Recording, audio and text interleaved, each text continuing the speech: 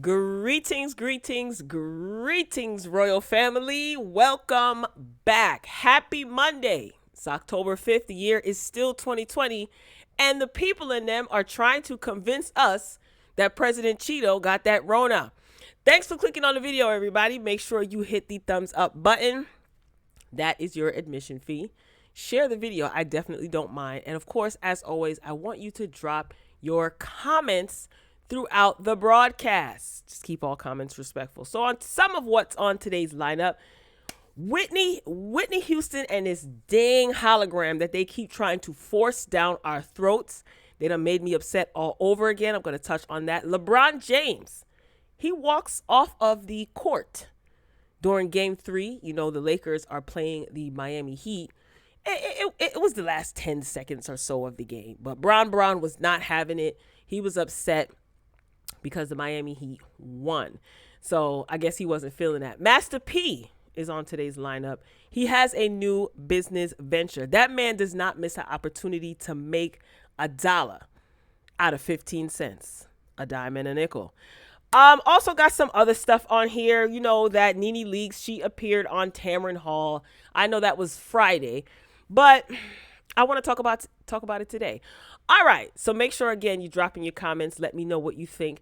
We always start off with shenanigans. And, baby, when I tell you that this is the mother of all shenanigans, this is the mother of all shenanigans. So, this is according to the Neighborhood Talk.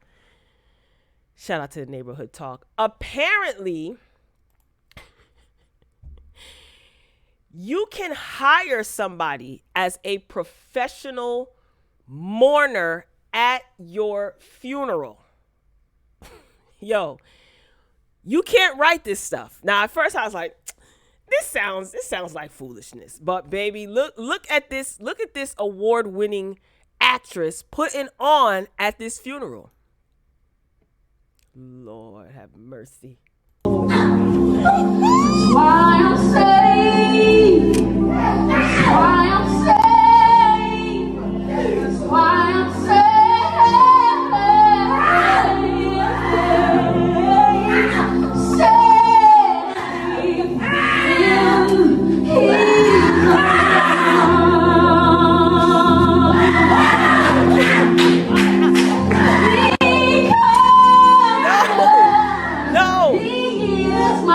Oh my gosh. This lady was hired as a professional mourner. And I'm like, no, this can't be right. Well, they just Googled professional mourners and it is a real thing. How much does a professional mourner make? If you do find a professional mourner job, you can expect to make $30 to $120 per funeral. And funerals typically they last about 2 to 3 hours, you know, making it possible for someone to attend 2 funerals a day. Yo, it doesn't stop there. Do you want to boost your funeral? Hire me, the professional mourner, to come and cry at your funeral. Below are some of the summer special prices. Oh my God. Normal crying, $50. Bahamian hollering, $100. Crying and rolling on the ground, $150. Crying and threatening to jump in the grave, $200. Crying and actually jumping in the grave, $1,000. Let me tell you something. This right here is straight up foolishness. And this is right up my alley. And I want to know, where do you sign up? Okay? Where do you sign up? Now, someone in the comments said, this person in the comments said, yes, LOL. There was a viral post a minute ago where someone's family didn't know who the person was. And the person who died is the one who hired the mourner. Let me tell you, this is something that I would do. If you know me personally, then you know this is right up my alley of foolishness. This is something that I would do. No lie. I would hire a professional mourner to go all types of crazy. And I know it probably would piss some of my immediate family off, but I think that that would be funny. What a way to, send me up to the pearly gates. Just one look back at my funeral before I leave, and you see Leroy acting a plumb fool at my funeral. Yo, this has got to be the funniest thing that I've seen all day. Sign me up. Sign me up.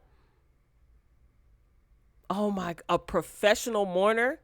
Listen, work ain't honest, but it pays the bills. I told you this pandemic is hurting people's pockets. So they have to find innovative ways to make money. Again, this is on the Neighborhood Talk on Instagram. Child, look at Mabel Jean. Mabel Jean said, I'm trying to get this 1,000. But that's not a professional. You think it's a professional mourner?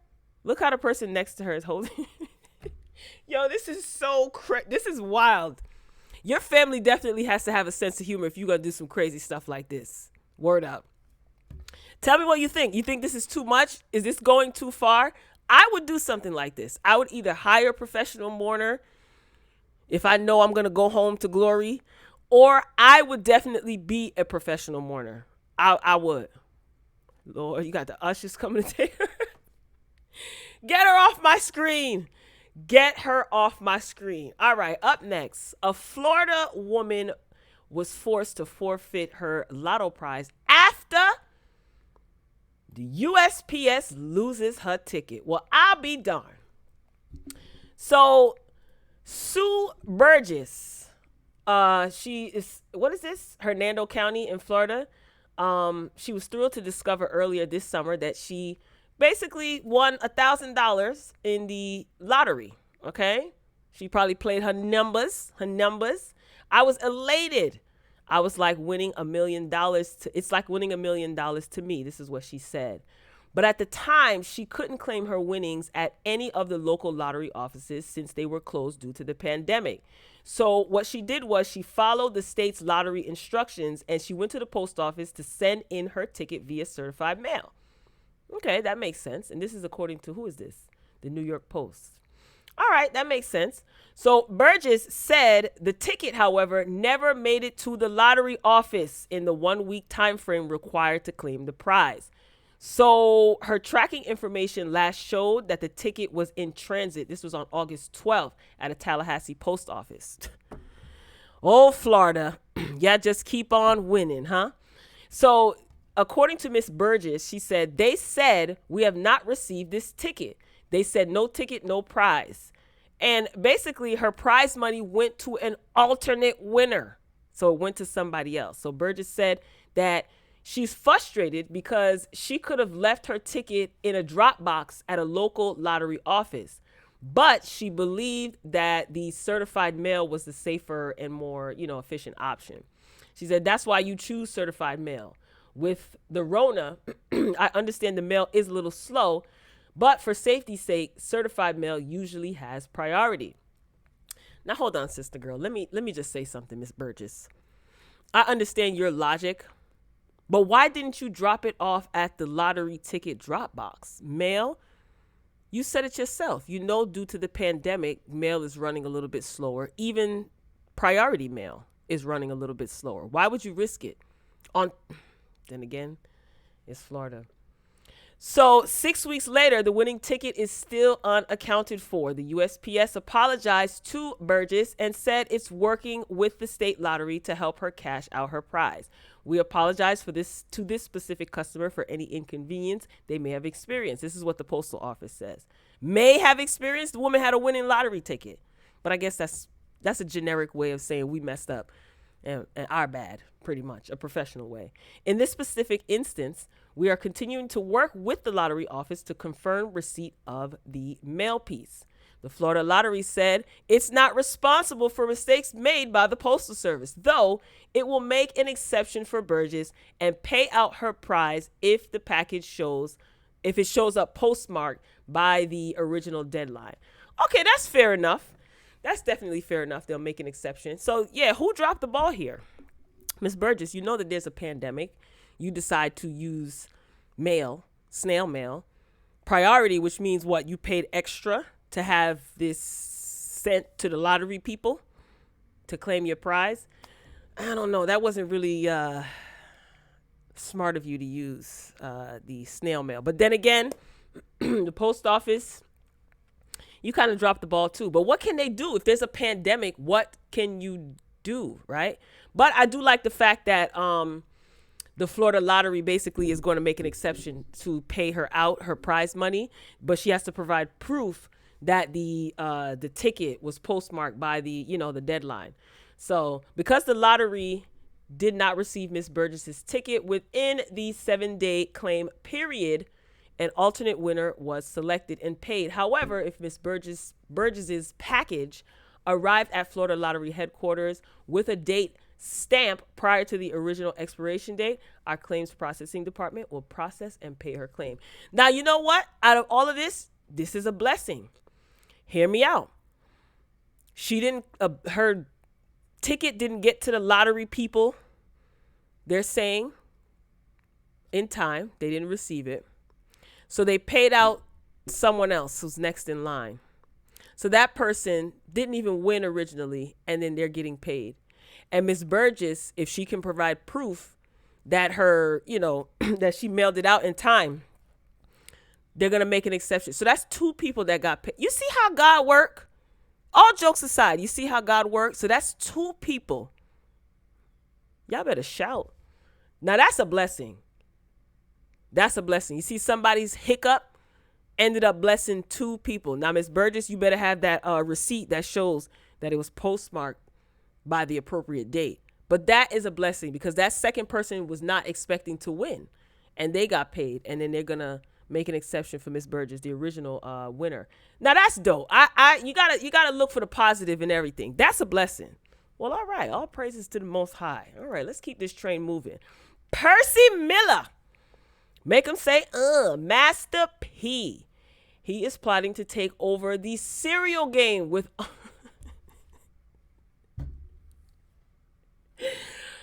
Yo, I told you this is shenanigans. It's just the name. The name is throwing me off. Would y'all eat cereal by the name of Uncle P's Hootie Hoos? Lord, take me now. Master P's Hootie Hoos? Hootie Hoos cereal? Yo, let me get a box of Hootie Hoos. I'm not mad at him, yo. I'm not mad at him. So on Thursday, this is according to Hip Hop DX. So on Thursday, Percy, he shared an Instagram post of himself holding up 2 boxes of cereal called Uncle P's Hootie Hoos. That's his next business endeavor. Look at these cereals. Hootie Hoos. So his caption reads, Hootie Hoo cereal. Started from the bottom, now we here. They can't beat us, so they might as well join us because they're not going to stop us. We making history. The first hip-hop cereal owned and produced by us. Hashtag, I guess he meant to say God is good. He put good is good. UnclePcereal.com, at Uncle P Cereal. We changing the game. The more we make, the more we give. Hashtag Uncle P, hashtag PJ Foods. Now look at this, look at the cereal, y'all. Are you guys going to walk into that supermarket and pick up a box of Hootie Hoos? You know what? I wouldn't eat it, but I would pick up a couple of boxes just to support this man because his hustle game is no joke, right? This man finds a way out of what seems like no way. I'm all dramatic, but no, he is constantly working. He's always on the grind. Now, the Hootie Hoo brand borrows its name from True's 1998 single, Hootie Hoo. At the time, the group consisted of Master P, his brother, Corey Miller, and Silk the Shocker. So the group went through many incarnations?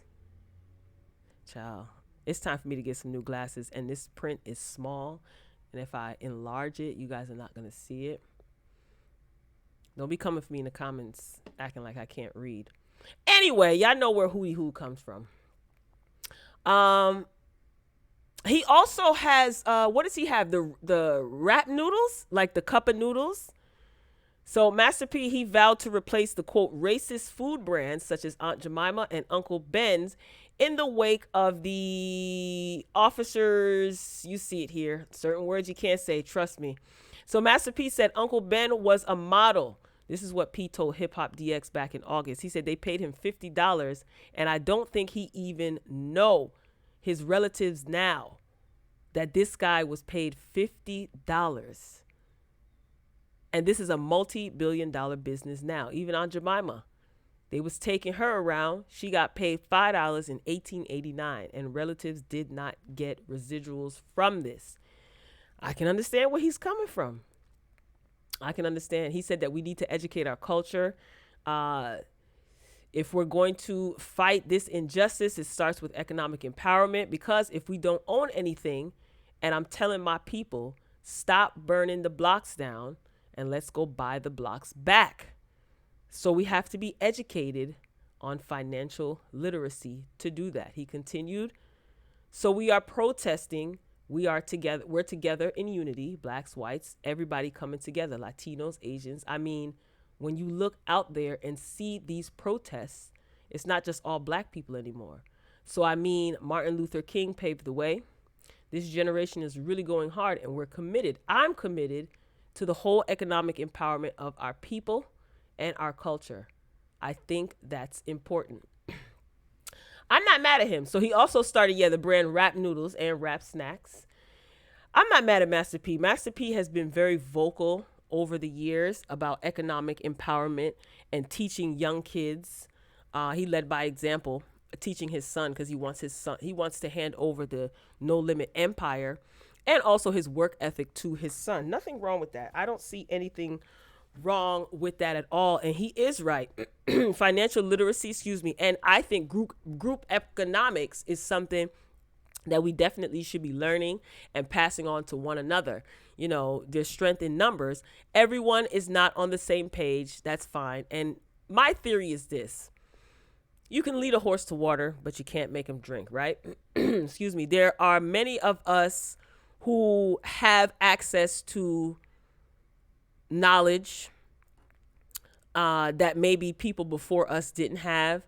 And I'm a firm believer in, you can present something to maybe your social group or whatever, to a group of people or your fellow man or woman. You can present something to someone, right? Like group economics or financial literacy. But if people, people are not interested, I'm a firm believer in not wasting your time on trying to convince people to learn what you know and grow how you grow, and seek out the people who are hungry for the knowledge, right? Because oftentimes, you're met with resistance. You got people, I don't want to hear none of that. Man, it's easy for you to say because you got all the money or whatever. They don't want to take the time to educate themselves. That's fine. Don't waste your time trying to convince somebody that this is going to benefit them in the long run. If they don't see it, then you move on, and reach out to the people who are hungry for this information and willing to also put in the work. It's one thing to just talk the talk, but are you going to walk the walk? So I've always liked his message as it pertains to, financial literacy. And people laugh at him. I'm laughing at Hootie Who's. It's just the name. But like I said, I probably wouldn't eat this. But I would be the one, if I saw it in the supermarket, I'd buy a box or two just to support this man, because he definitely has shown over the years that he's serious about growing financially and educating his people. He's done a lot of work in inner cities, in boardrooms. And I feel like he is how do I say this? He's more than a music mogul. And I feel like sometimes people give these other, quote, music moguls so much credit and so much press. But Master P is really the blueprint. If you know the history of No Limit Records and what he did to obtain his wealth and how he built his record company, he's really the blueprint. And other people try to emulate him, which is good, but then they get all the accolades and all the credit. But this man needs to be given his flowers on a regular basis. And I respect Master P, not to mention he's a Taurus, but I definitely respect his business acumen, and I definitely respect his hustle and his grind. So if you see Hootie Who's in the store and you decide to, pick up a box, let me know how it tastes. Like I said, I won't be eating it because I know it's probably high in sugar, and we don't need that. I don't need that. All right, enough of Master P. Let's move this along. This is according to the insider.com. Make sure you guys are hitting the like button. If you're just joining, welcome. Pay your admission fee, please. Hit that like button. Drop a comment. Say hello. LeBron James, he walked off the court early during the Heat's Game 3 win and said it was partly out of frustration. Oh, come on, LeBron. That's not good sportsmanship. So with 10 seconds remaining and the Heat's victory in hand, LeBron James walked off the court. He stood by the tunnel to the locker room for a few seconds, then left the area for good as the final buzzer sounded. Now, while the Heat, they let their shot clock run out, a slight difference between the shot clock. What did I just do?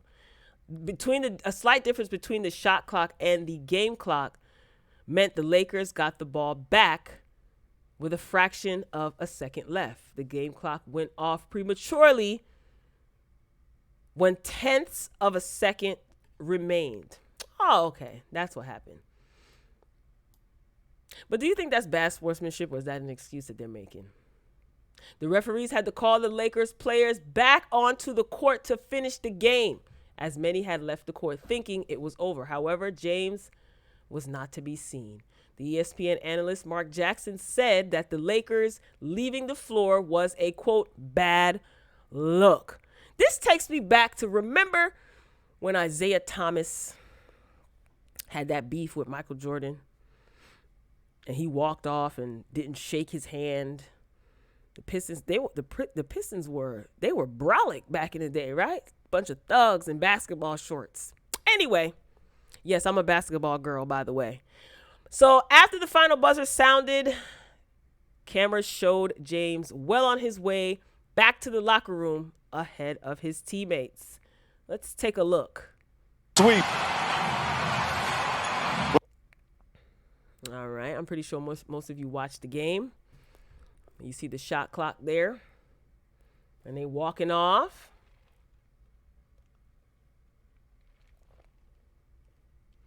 All right. Not the lights.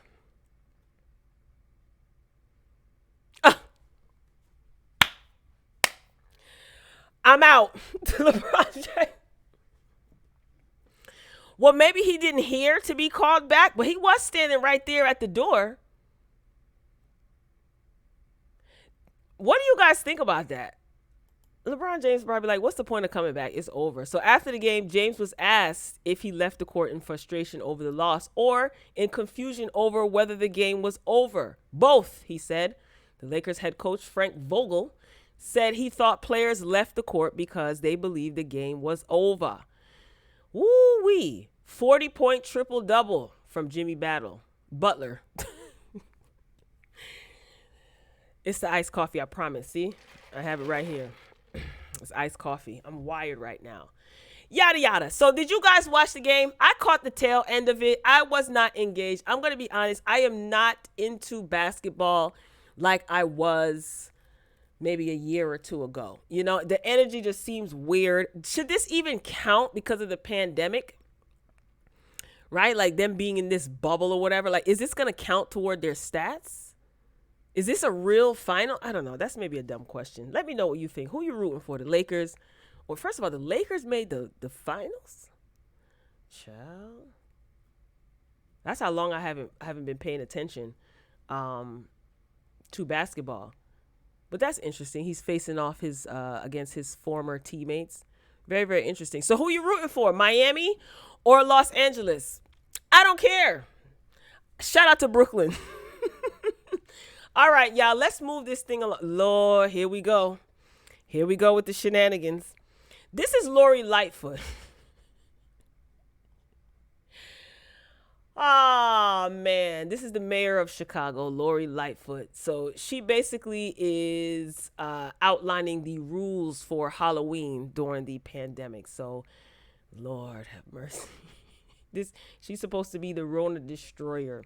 So trick-or-treaters are asked to stay on the move in groups of 6 people or fewer, avoiding sticking their hands into candy bowls, and wait until they get home and wash their hands to eat their candy.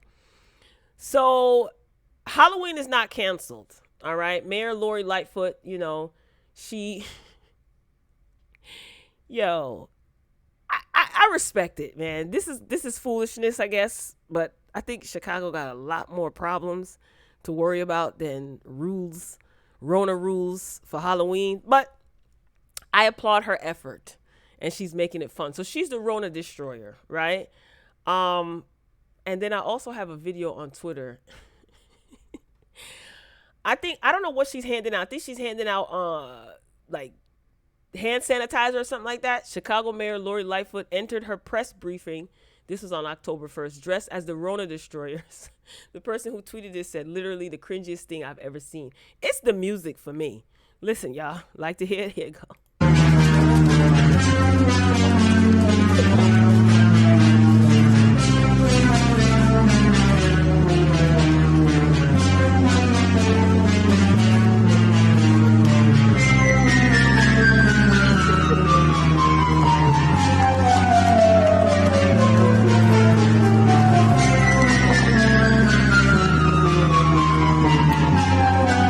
You hear the music? The music is creepy. Okay, now do you think this is foolishness?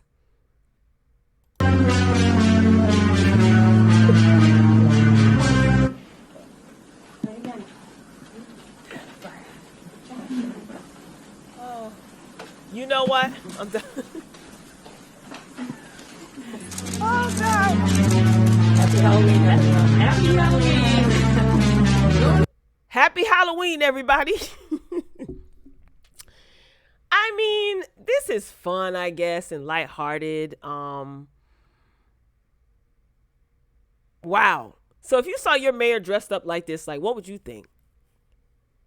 I guess she doesn't want to cancel Halloween because she knows, look, the kids are back in school.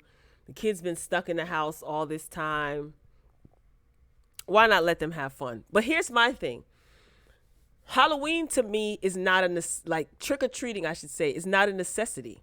You know what I mean? And even having a Halloween party where you have a multitude of people in one place, it's not necessary.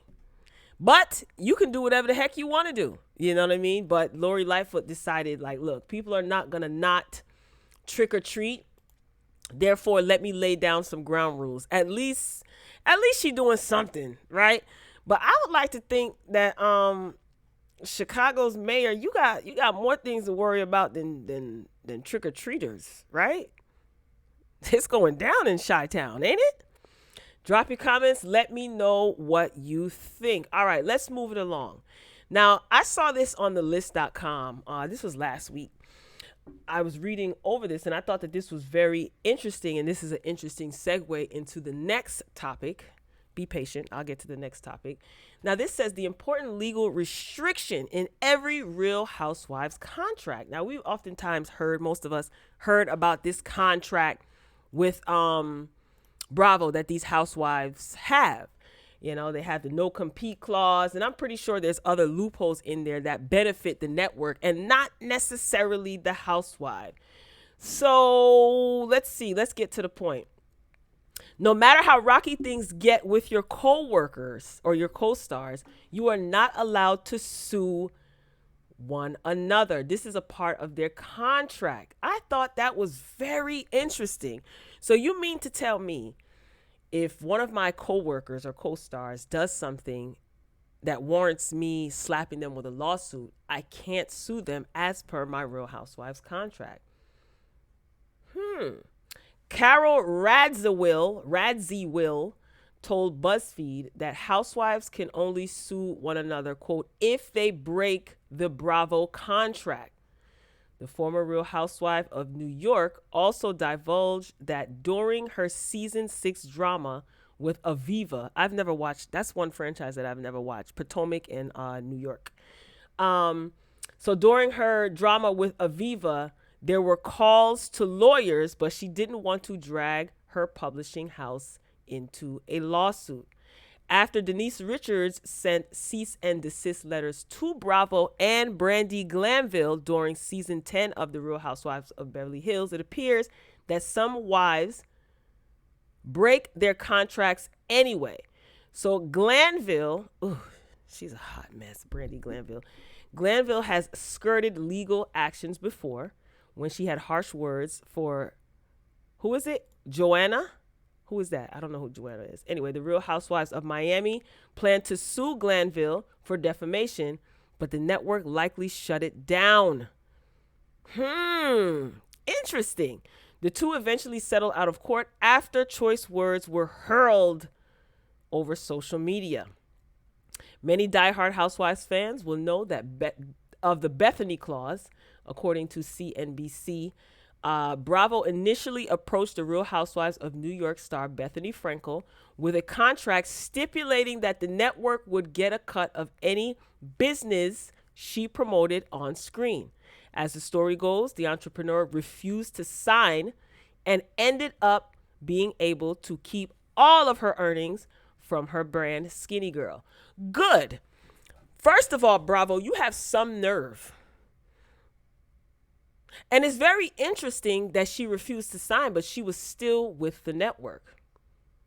Since then, following Skinny Girl's success, Frankel likely has been the last wife to enjoy the benefits of the clause that bears her name.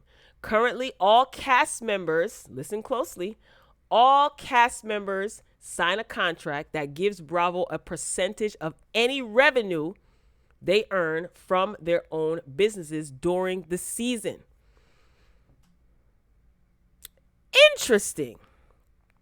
In addition to the legal stipulations, each cast member's salary is different. We know that, right? When Frankel returned to Real Housewives of New York during its 7th season, she made more than $1.5 million as opposed to her first go around when she pulled in $7,250.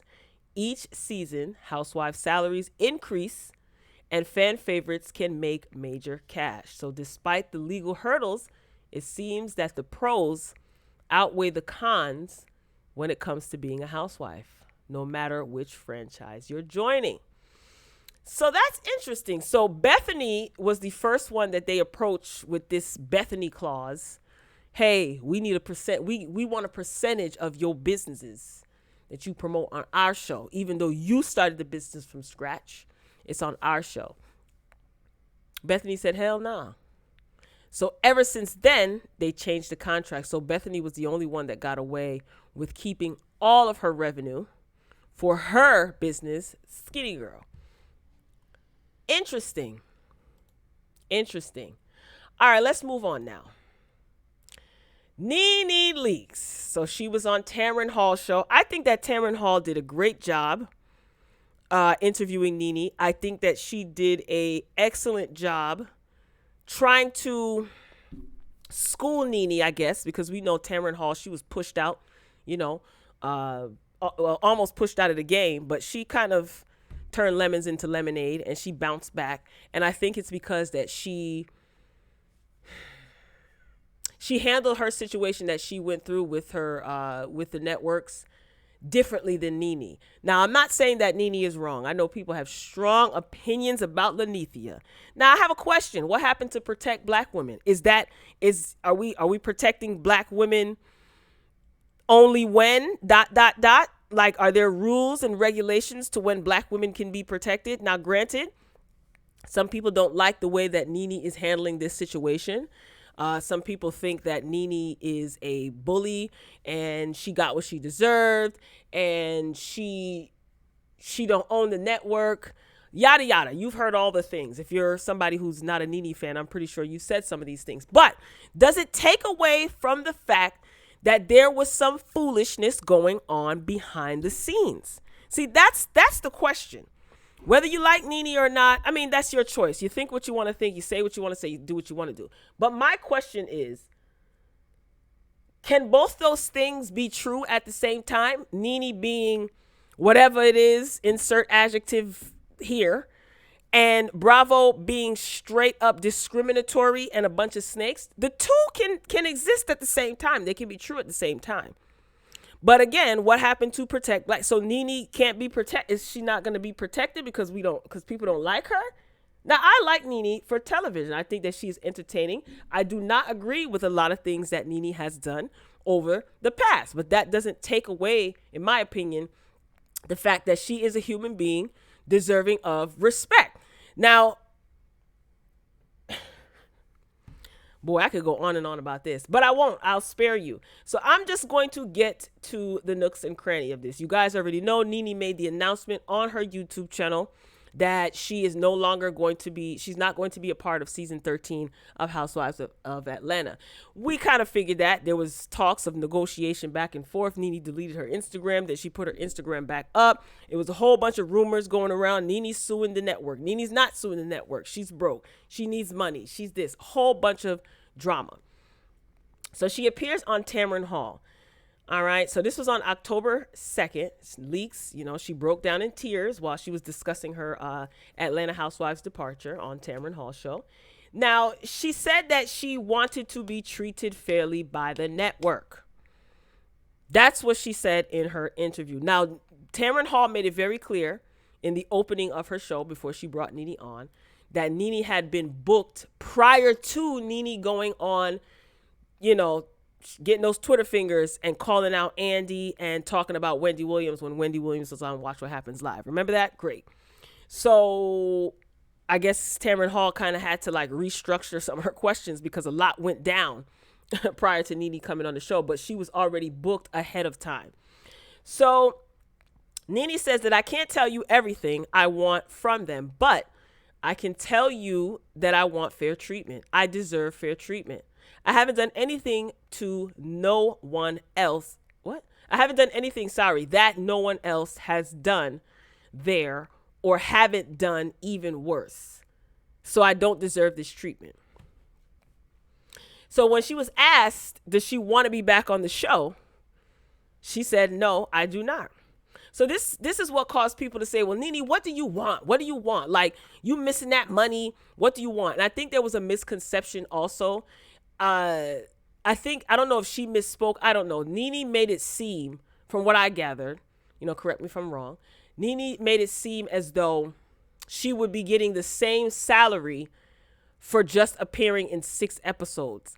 To me, I'm like, that doesn't make any sense. If you're appearing in only 6 episodes or 4 episodes, whatever it was, why would you be making the same amount?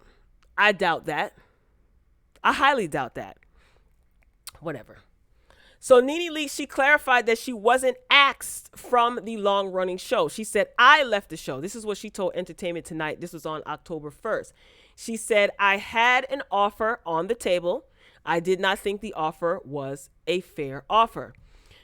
So she addressed, whether she would return to the series. And she says, I wish them all the best. I really do.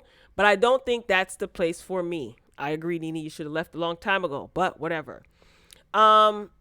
Yeah, and this is just going back to when she said what she said about Wendy Williams. I mean, this is like a nonstop thing, so you guys should already be privy to what's going on. Now, this is according to 2fab.com. She responds to claims that she is mean, a bully, and seeking revenge for her Real Housewives of Atlanta exit.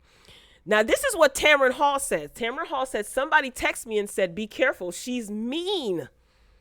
This is what Tamron Hall told Nene. I really like the way that Tamron Hall handled herself. I really do, because I think she was trying to school Nene, but I don't think Nene was trying to hear it. I wonder if they had a conversation after. She said that she doesn't know Nene personally. And, people were texting her, telling her girl, stay away from her, child. She's too much. But of course, Tamron Hall runs her interviews the way she sees fit. And I wonder if after the show, if Tamron called her and had a little sister girl moment with Nene. She should, because Tamron Hall can definitely speak to Nene about her own experience in the industry. Anyway, so Nene Leakes defended her reputation after it was announced that she would not be returning to RHOA. During an emotional interview on Tamron Hall, the reality star was asked about her next steps after she took to Twitter recently to claim that she wasn't fired from the Bravo show, but forced out. Tamron asked Nene about her image versus reality, saying, on camera, People say, look at Nene. She's a bully. The host went on to add, somebody texted me and said, be careful, she's mean. And I said, I don't even know what that means. But people will see one Nene on the show and then see this Nene and say, she just wants to get them back because she's off that show. So see, Tamron knows what the people are saying about Nene, and she took advantage of the opportunity to address it. Listen, great interviewing skills if you ask me. So Nene said, no, that's not it at all. I don't want to get them back. I would never sit here on national television and tell you that something has happened to me, and it did not happen to me. I am a mother, I am a wife, I am a woman, and I would never get here and say that. I would never do that. I'm sure people are going to say, she's mean, or she's this, or she's that, because they don't know who I am. They only know me from reality television, and those shows are built on drama.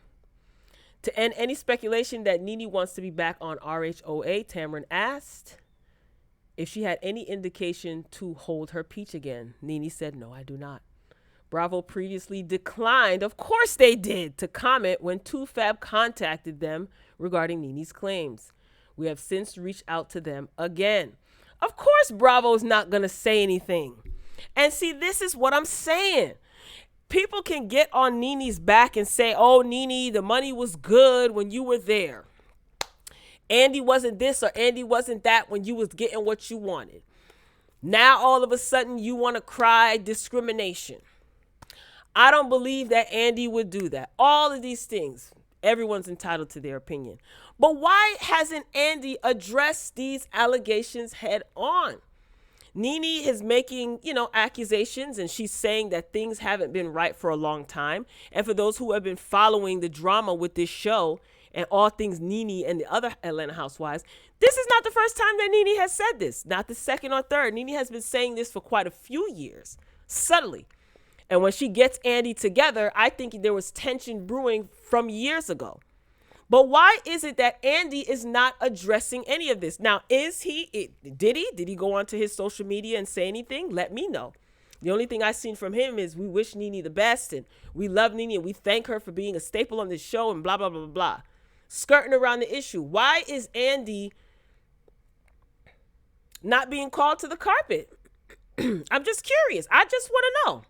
Andy, what's really going on? Why is Nene saying these things?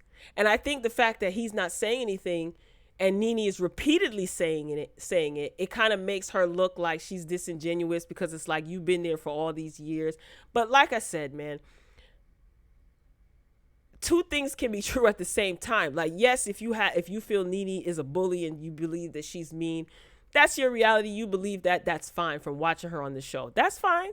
That could be true, But also, what she's saying about Andy could very well be true.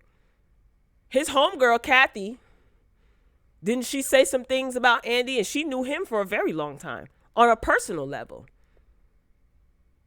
Can I get a witness? No? I just don't like that everything is coming on Nene and nobody's calling Andy to the carpet. Nobody's calling him out. Nobody's grilling him about these accusations. And it also can be said, well, there are other black housewives, she's been replaced by another black housewife.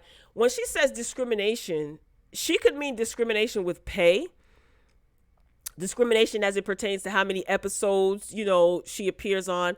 It could be a multitude of things. And do I believe Nene? Yes.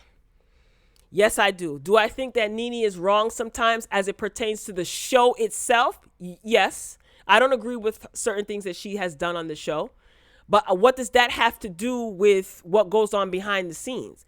I just would like to see Andy called out. Wendy Williams was there, Miss Gift the Gab, and she didn't even ask Andy nothing. I thought that she would ask him like a left field question. But then again, she probably had to sign a contract like, don't ask Andy nothing. Andy's like, don't ask me anything. But why is he getting away with it? That's the point that I'm saying. Call him to the carpet. Make him uncomfortable. Make him answer some questions. He's not answering any questions. And like I said before, I think that Lenithia has made her point and she has made her argument. And I know people want her to shut up about it, but hear this.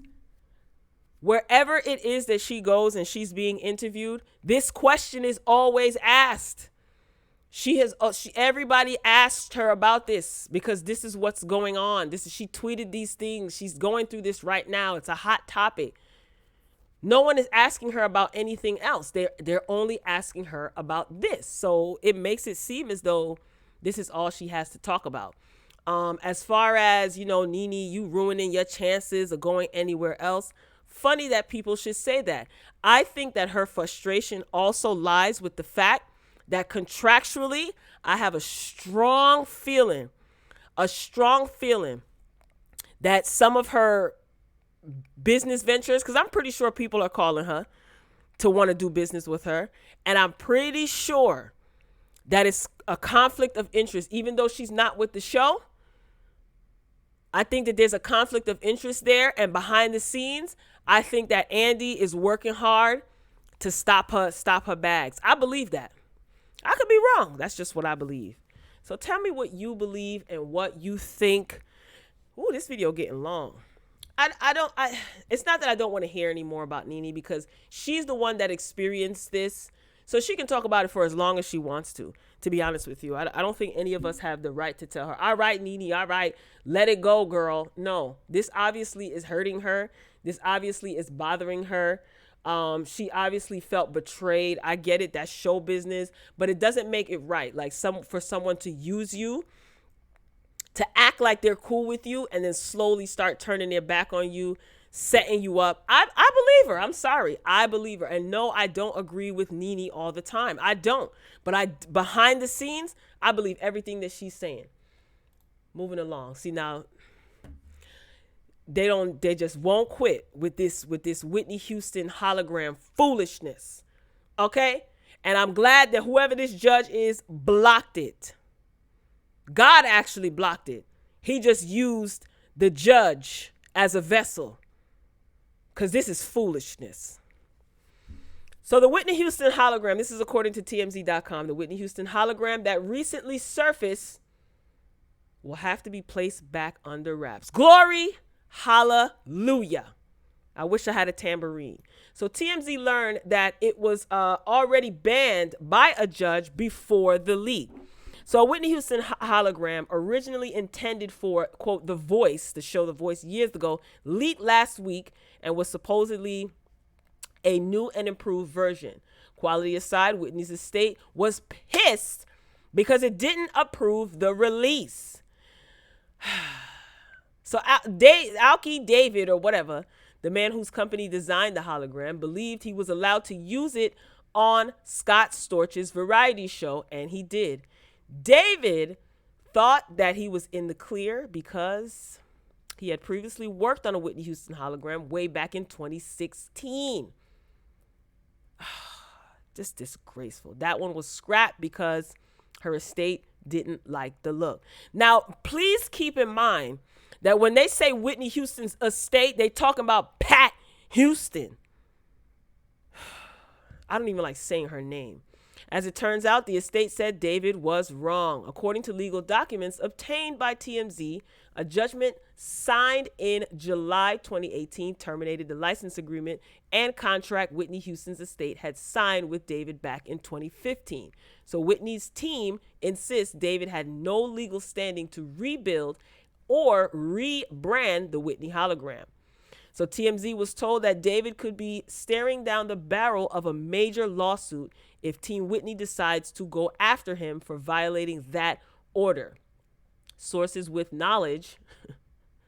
TMZ, you guys are a trip. Harvey and them.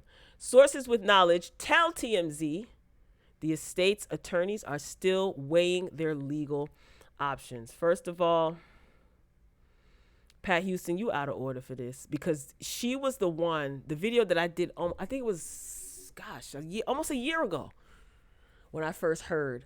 I was so ticked off. That's when I was still on camera. So Pat Houston was the one that signed a deal with this company. And I think she gave up 20% of the rights to Whitney's Publishing or something like that. Because Pat Houston owns everything, honey. Don't get it twisted. Sissy, first of all, can somebody go around there and see if Sissy is all right? You know what? I'm not even going down this hole because this really pisses me off how they're doing Whitney, or how Pat, is doing Whitney, because she is the estate. She runs everything. So you know what? God blocked it, and the judge was the vessel, and I'm glad, because I think that this hologram was a horrible idea. The hologram was supposed to go on tour. A new album was supposed to come out. I'm going to see if I can link the old video to the end of this video, and you guys can see my frustration and my beautiful face. All right, let's move it along, because I'm starting to sweat now, and I'm getting pissed off. Power Creators teases intense finish to Ghost Season 1. Possible Tommy return. Now, if you don't know, Power Book 2 Ghost is a spin-off from the original Starz series, created and run by Courtney Kemp. 50 Cent is an executive producer, but the show was created by Courtney Kemp. I'm never going to get tired of saying that. Anyway, so Power Book 2 is a spin-off of the show Power.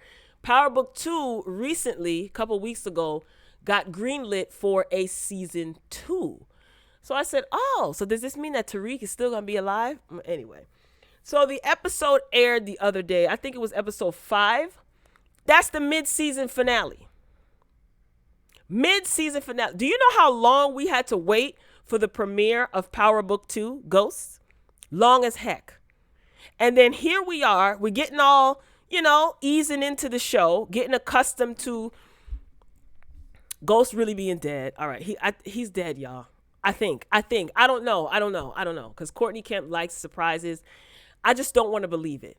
I just don't. Even though Tyreek was at the gravesite and he saw his sister and he was standing in front of his father's headstone. But that doesn't mean anything. That DNC, for some reason, could be hiding him, because they're going to great lengths to keep his reputation under wraps, even in keep his reputation squeaky clean, even though he's dead. Or is he? I don't know. I'm just one of those people that don't want to believe it. Anyway, so we getting all accustomed to the new show. We getting accustomed to Monet Tejada. Shout out to Mary J. Blige with the fly earrings. Okay, I just... Now, Mary... I love Mary J. Blige down.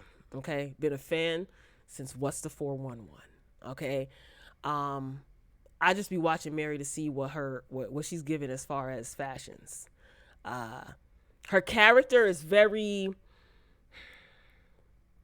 It doesn't seem to have many dimensions. Not yet, anyway. Not yet. I know Courtney Kemp, she makes magic happen on the screen, but I'm not seeing any versatility with Monet Tejada. Not yet. Willing to give it a chance though, because I love Mary and I'm happy that she is actually a part of this show. This is a great opportunity. Mary's an OG. Great opportunity for her. So Tariq is now accepted in the Tejada family. Monet, she trusts him. Looks like Woody is a little, not Woody, that's his real name. Kane is a little bit jealous, but I think he and Tariq are they're going to get along perfectly fine. But this is not returning until December. It's October. Why? Why December? Monet, she now accepts Tariq as one of her own. I said that already. Davis and Sax. So they're working together. I really hope that Davis, Method Man, is Davis McLean. I really hope that Davis is playing Sax. I really, really do.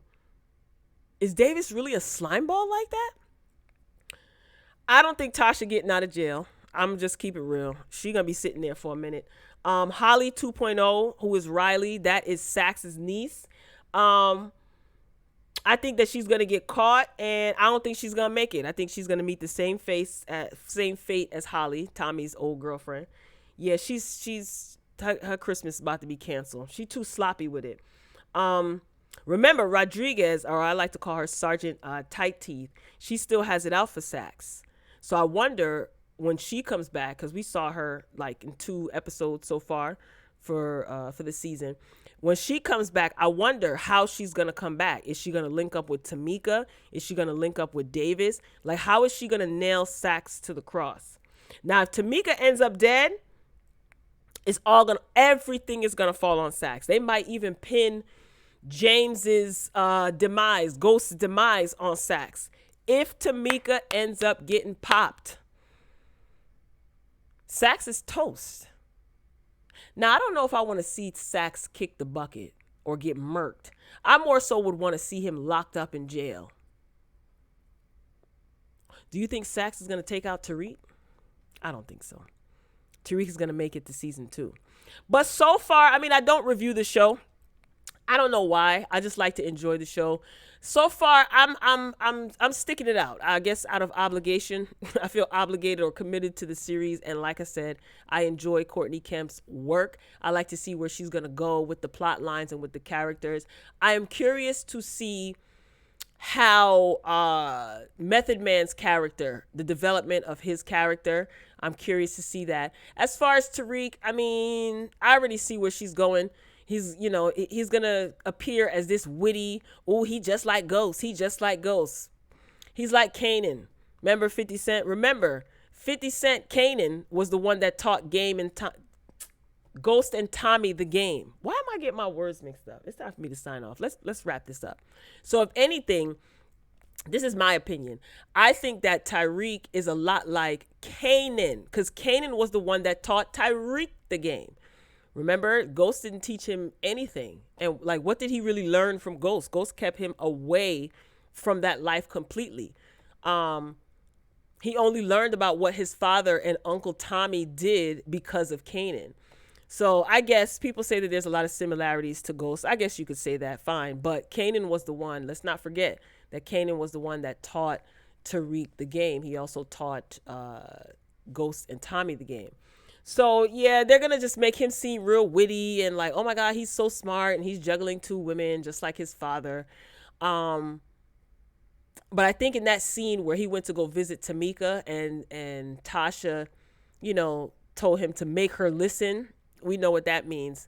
Tasha, you just full of bad decisions, girl. Ghost was right about her. You cannot think. You're operating out of desperation, and I understand it because who the heck wants to be locked up in jail? However, I think at this point she's accepted it. Like, look, I ain't coming home. It is what it is. But the truth is eventually going to be found out. So far, I'm in. I mean, we just have to see where the characters go. I like Kane. I like his character. I like all the Tejada kids, to be honest with you. Diana, she's going to eventually break away from her mama. I can see it. She's going to rebel against her mother. I think that she is smart. But because she doesn't do it Mary J. Blige or Monet's way, she doesn't do it her mother's way. Her mother talks down to her. But I think that Diana is very, very smart. So we'll see. I mean, let me know what you think. Are you guys watching? What are your predictions? You think Saxe is going to make it? You think Tariq is going to make it? I'll tell you one thing. I am sick and tired of Jabari and Milgram. Now, Milgram has to stick around because she knows Davis McLean, and I want to know how she knows Davis McLean. Also, Jabari, once Tariq finds out that you plagiarized, his paper, you use part of his paper for your book, if Tariq is smart, he would basically have Jabari moving weight for him up there. It's going to be a wrap for Jabari. He's such a cornball. All right, y'all. I've been on here long enough. That's all I got. Ain't got no more. So please be sure to like the video if you enjoyed the commentary. If you joined late, you can always catch the replay. Drop your comments as well if you're catching the replay. That's it. I'll be back because I got a whole bunch of review videos. Tamar Braxton, has been back. I'm behind on that. So make sure your notifications are on. If you haven't done so already, hit the subscribe button. When you click the notification bell, select all so you don't miss out on any of my uploads. All right, I'm signing off for real this time. It's been real, Royal Family. Until next time, folks. Peace.